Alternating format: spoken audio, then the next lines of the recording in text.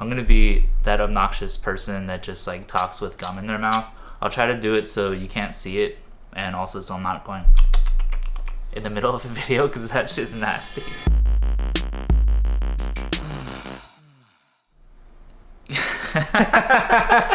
Greetings, Aqua fam. It is Ben Aqua, and I'm joined here today with Paul. And by the way, if you haven't seen the previous vlog that we shot together from I think 2 years ago, we did another photo shoot behind the scenes kind of thing, so you should check that out. I'll leave that in the description below. Today we're going to be recreating a really amazing movie poster, or I guess image, from the film GUMMO. It's a Harmony Korine kind of masterpiece. It's like freaky, weird, creepy. How else would you describe it? The South. So in this video, we're gonna be recreating with Paul's amazing hair, as you can see, because y'all know I'm not trying to recreate any kind of big hair photo shoot anytime soon unless I'm wearing a cute wig. We're gonna recreate this GUMMO iconic image. We're also gonna put a little remix on it too, because we're both, you know, queer, you know, as they call it. If you couldn't tell. Yeah, it's a little hard to tell. Hey, we fabulous. Surprise. We just run around doing jazz hands all the time. Jazz hands. I should do the intro more like, greetings, Aqua fam, it's Ben Aqua. Next time. Don't forget to smash the jazz hands buttons below. So we're not just recreating this image, but we're also queering this image too. Why? Just because it's fun.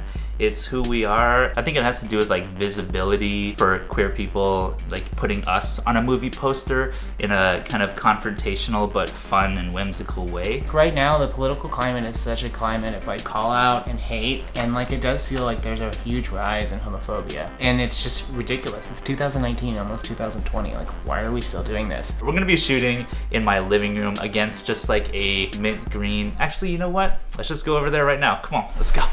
Okay, now we're in my living room. But if you look at the image, there's like this yellow hue over the whole thing. And even though this isn't yellow and we're gonna be making it pink, I'm not super concerned that this is a blue background because I can just basically put like a huge pink glow all over everything, and then I'm gonna handwrite the words homo on top of there. It's gonna be cute.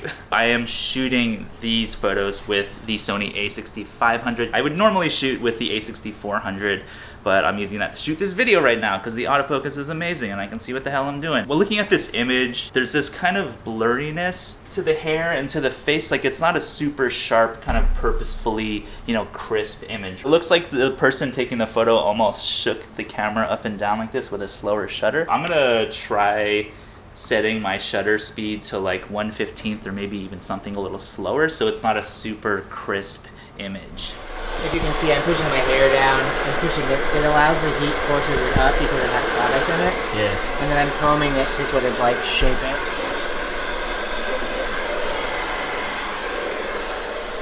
So you're kind of almost teasing it a little bit right now? Yeah, that's exactly what I'm doing. Teasing it to kind of give it the texture that's going on. And again, I'm not doing this with any visuals, so I'm kind of guessing, but yeah. Just direct me. What do you think? Getting closer? That looks pretty good to me. Okay. This tuft in the front, maybe try to make it straight up. Yeah, because I don't think it should be like exactly the same. I think we should, you know, we're putting a twist on it anyway. Yeah, I dig that. Cool. So maybe head back a little bit and then chin down and then look forward directly.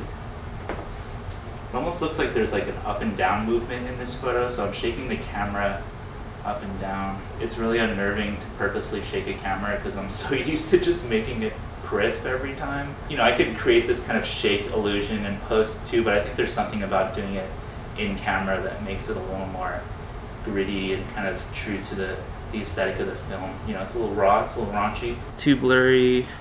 That one looks really good. That looks really good, yeah. There's a little bit of the blurriness action going on. So again, I shook it on purpose just slightly with a 1/15 of a second shutter. Some of them look pretty good. You know, that one looks pretty similar. Mm-hmm. I framed it so that your head and neck and shoulder took up most of the picture, but And not my double chin? not the double chin. I'm gonna edit that shit out. There's a Lightroom has a double chin feature. Oh, that's Trust good. me, I use it on myself all the time. So I'm basically gonna extend in Photoshop above your head in post, and then I'm gonna hand draw the text and put that on top of there, and then put like a pink haze on top of everything. I'm gonna try that out. I hope it works out.